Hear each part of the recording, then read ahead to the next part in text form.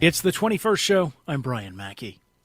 In the 6 counties of the area around the Quad Cities in Illinois and Iowa, Latino residents make up about 10% of the population, according to the U.S. Census Bureau.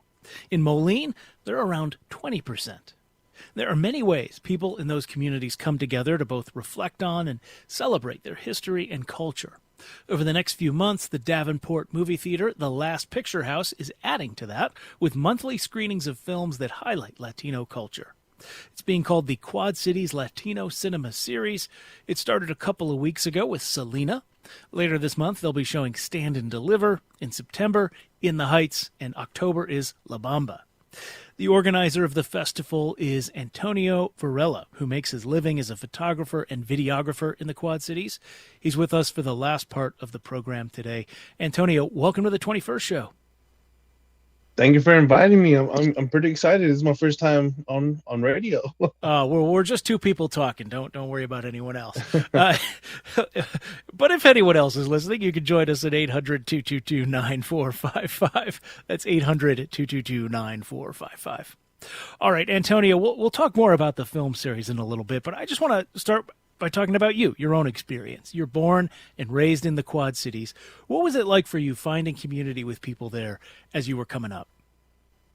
So I was lucky enough to be raised in the Floreciente neighborhood in Moline, primarily Mexican American immigrants. It was awesome. I was also blessed being able to go to Mexico every summer, winter, spring break, whenever my dad or my mom wanted to go visit their parents or their family.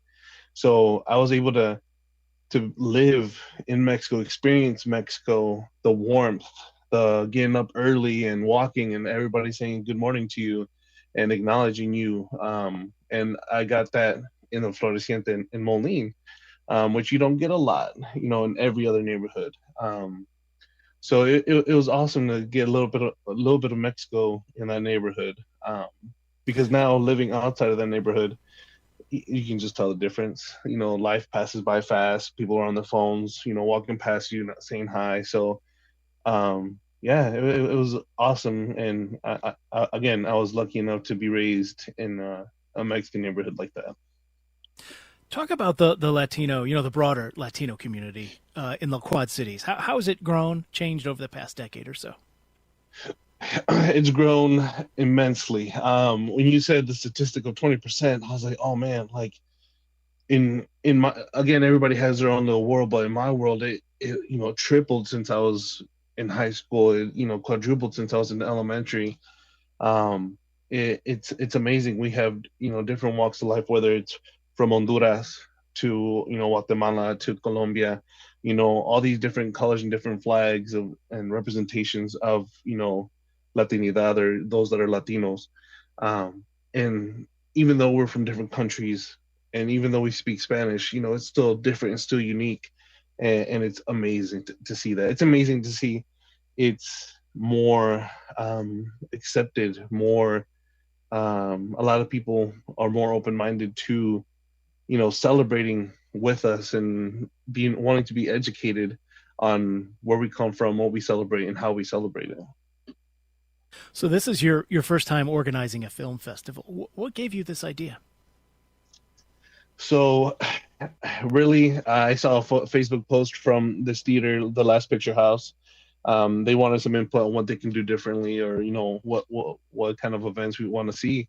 And I messaged them saying I have an idea and I would love to sit down with you. This is who I am. This is what I've done. And they said, let's do it. Let's meet. So we ended up meeting, and my number one goal was to at least have one movie that I can take my kids to, that they would, feel represented. Because I take the kids to the movies all the time. They love it. They love seeing all different types of movies. But unfortunately, movies that are based off of Latin culture or inspired by Latin culture is very rare. So that was my number one goal. And I said, we can make a film festival if you want to. And The Last Picture House was amazing enough to say, let's do more. Let's do this. It's like it was just a blank canvas. And I said, let's make it happen. And at the end of the conversation, because there were so many different iterations of this event, but at the end, and what stood out to me the most was, if you want, we can incorporate nonprofits, and the nonprofits can um, benefit from all the ticket sales. And that's what shocked me. I was like, what do you mean all the ticket sales go to the nonprofits? What's the catch? And they said there's no catch. Like, they want to be more inclusive, and they want to be more part of the community, and they want these nonprofits to benefit. So I went ahead and I chose the nonprofits that have benefited me, my family, my community, to be a part of this, first event or first series. And they all hopped on it, and it was amazing. It was amazing to see, all these nonprofits together in one event, and it's awesome. So talk about programming the festival, right? It's one thing to organize a photo shoot as a still photographer. Putting together a film festival is another. And I understand picking movies like that for this, that was like a collaborative process with some of the organizations. How did that work? Yes, so not only am I a full-time photographer, but I also am the director of operations of markets, or the manager of operations and marketing for Mercado on Fifth. It's Oh, yeah. We open visited air there for market. Dia de los Muertes on the show a couple of years ago. Did a full show from there. Yeah. Awesome. Yeah. So I run the market promotions and operations, and so I know how to kind of program things, um, and how to contact who to contact. And when it came to this, I know that I could have programmed every night myself, but I didn't want it to be about me. I didn't want it to be um, solely run by me. I wanted it to be a whole team effort, bringing in the community. So for each night, I had recommendations for each of them, on what to program, how to program. It was up to them, if they wanted to move with my recommendations or do something different, which is totally fine. Because what the last picture house and I did was we provided the space, the opportunity for them to be empowered to, pick a movie or give us a list of movies, and then program each night to their mission or to what they want to represent. And again, some of these did pick my recommendations, and some went all out and did something different, which I'm excited to see.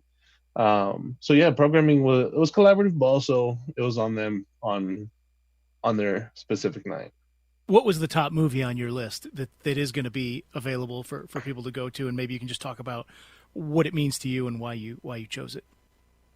So the first one, I mean, the most popular one was, of course, Selena. Everybody wanted that one.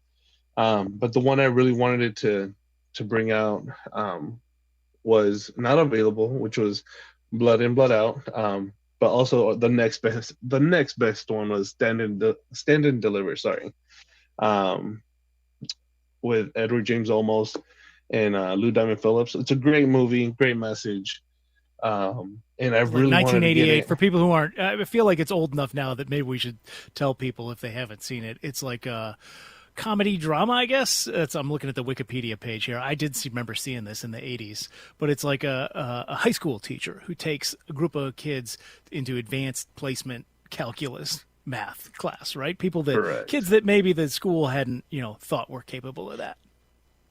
Correct, and it's based off a true story, which is also amazing. Um, and it's a great message of, just resiliency, and to try your best no matter what circumstances you're in. And we were able to get that movie, and the programming for that excuse me, for that night is amazing. The Greater Hispanic Chamber of Commerce is hosting that night, and we'll be benefiting from all ticket sales that night.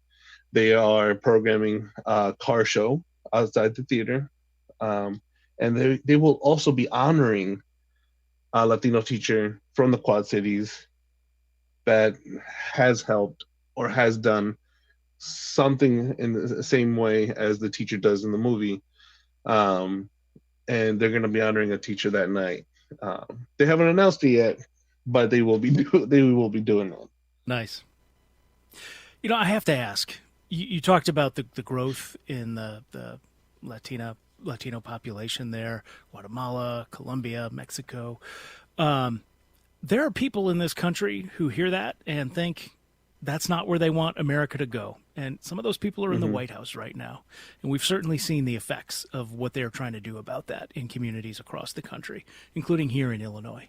I wonder if that has put a damper on this or some of the other, community activities, just community life that you've experienced in the past year and a half.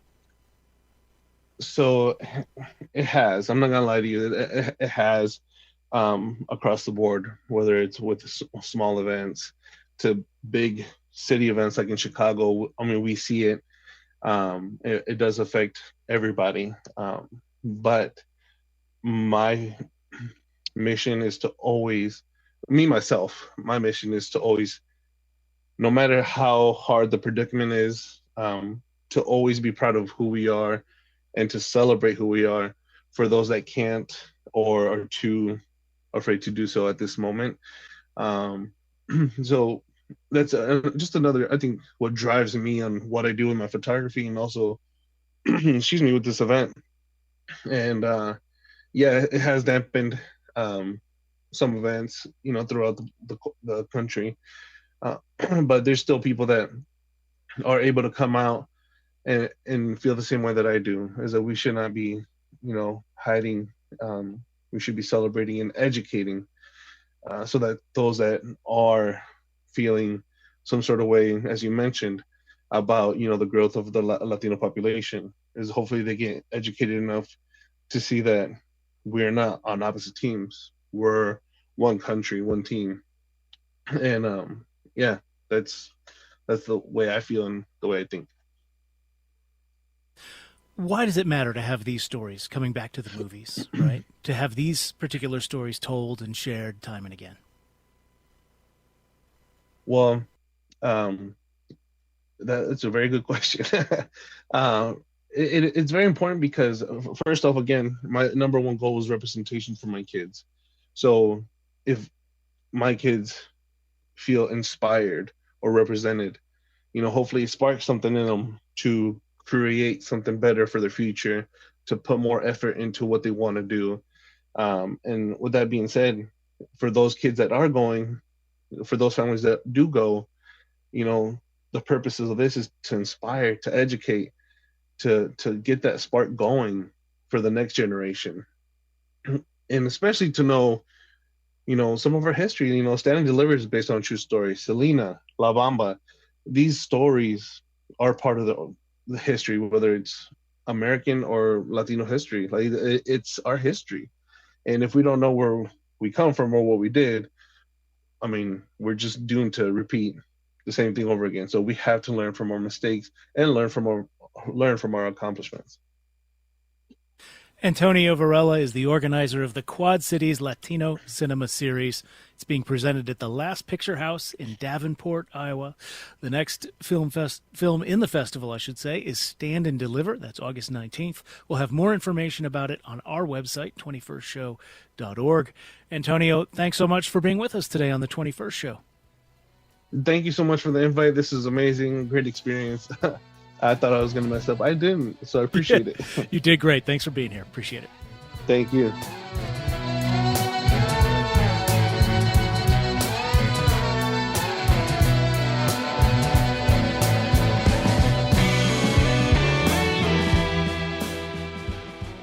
That is it for us today. Coming up tomorrow on the program, we're going to be talking about the Speaker of the Illinois House, Chris Welch, with two reporters who have been covering an ongoing controversy involving his leadership of the House Democratic Caucus. There's a state representative who is accused of misconduct, sexual harassment by one of his staffers. This came up years ago. It's finally coming to light now because of both an ethics complaint that has been released now, although there was some question about that, as well as a series of stories in the Chicago Tribune looking at the response to these complaints long before it became public. We're going to be talking with two of the reporters behind that story, plus another reporter who took a reporting trip to Lithuania to talk about the connections between Illinois and Lithuania. That's all coming up tomorrow here on The 21st Show, which is produced by Christine Hatfield and Jose Zepeda. Our digital producer, Kulsum Khan. Technical direction and engineering by Jason Croft and Steve Mork. And Reginald Hardwick is our news director. Let us know what you think. Talk@21stshow.org is the address. Subscribe to our podcast, Apple, Spotify, YouTube, wherever you listen. The 21st Show is a production of Illinois Public Media. I'm Brian Mackey. Thanks for listening.